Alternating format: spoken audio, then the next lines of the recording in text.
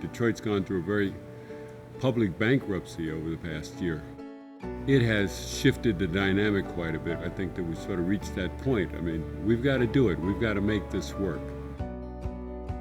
Our vision for this community is not one that we're going to get it fixed tomorrow or the next day. But within 20 years, we think that everybody in this community should be well educated, economically self-sufficient, and living in a safe and supportive community. Detroit needs more than just charity. Detroit needs genuine investment that believes in its future. And so we teamed up with partners in Detroit to understand where Detroit really needed some help and where we could bring value to help the nonprofit community, particularly in Detroit, build its capacity, build its ability to deliver the types of programs and services that Detroit needs.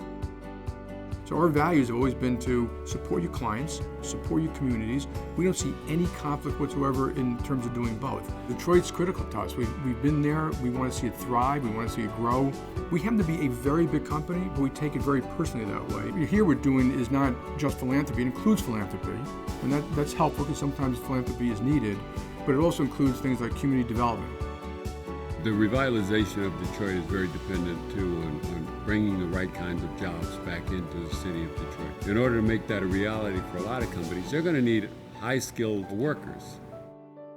So we've got a pretty sophisticated operation here for training folks to go into the manufacturing industry and teaching them how to make things.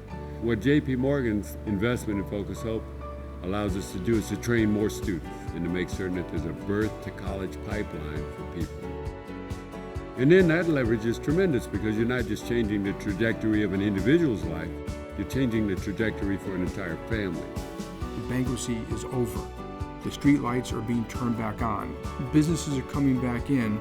If Detroit can overcome its challenges, then any city can do it. It'll eventually be an example of great American resilience.